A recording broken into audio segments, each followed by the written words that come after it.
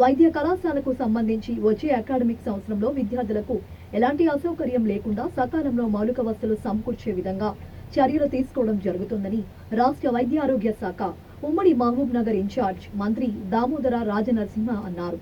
నాగర్ కర్నూలు జిల్లాలోని వైద్య కళాశాల మెడికల్ కళాశాలల్లో రాష్ట్ర అబ్కారీ సాంస్కృతిక పర్యాటక శాఖ మంత్రి జూపల్లి కృష్ణారావు, జిల్లాలోని శాసనసభ్యులు, జిల్లా కలెక్టర్తో కలిసి మంత్రి ఆకస్మికంగా సందర్శించారు.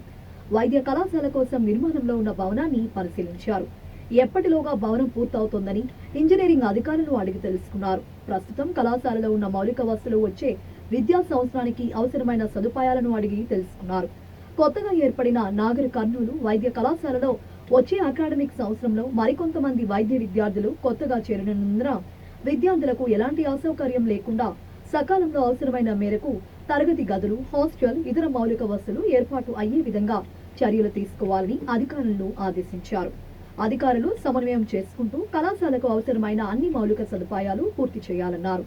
ఈ సందర్భంగా మెడికల్ కళాశాల విద్యార్థులతో ముచ్చటించారు. అంతకుముందు జిల్లా ఆసుపత్రిని సందర్శించి అక్కడ ఉన్న మౌలిక సదుపాయాలు, రోగులకు ఇస్తున్న వైద్య సదుపాయం, భోజనం, పారిశుద్ధ్యం పరిశీలించారు.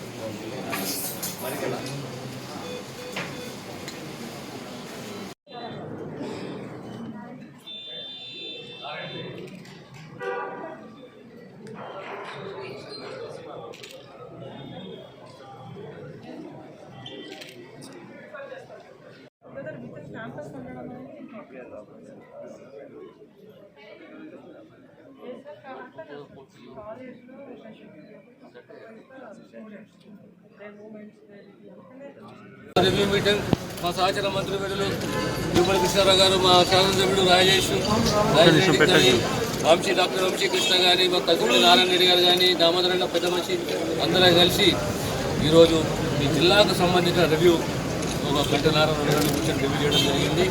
ప్రధాన అంశాలు ముఖ్యంగా ఎడ్యుకేషన్, హెల్త్, ట్రైబల్, ఆ తర్వాత రెవెన్యూ, అసైన్డ్ భూములు, ఈఎస్ఐసిసి, ఏ రకంగా మన ప్రాంతాన్ని ఇండస్ట్రియల్ బెల్ట్గా మార్చాలి, ఎడ్యుకేషన్ పేదవాళ్ళకి ఏ రకంగా ప్రమాణాలతో కూడిన అందించాలి, ప్రధానంగా ట్రైబల్స్, చెంచులకు సంబంధించి ఆరోగ్య భద్రత బాధ్యత అనేది ప్రభుత్వానికి మెరుగైన వైద్యం ఏ రకంగా అందించాలి, ఇవన్నీ అంశాలపైన చర్చ జరిగింది. మళ్ళీ ఒక 10-15 రోజులు ఫార్ట్నైట్ తర్వాత 2 వారాల తర్వాత మళ్ళీ వచ్చి విస్తృతంగా ఈ అంశాలపైన రివ్యూ చేసుకున్నారు. ధన్యవాదాలు.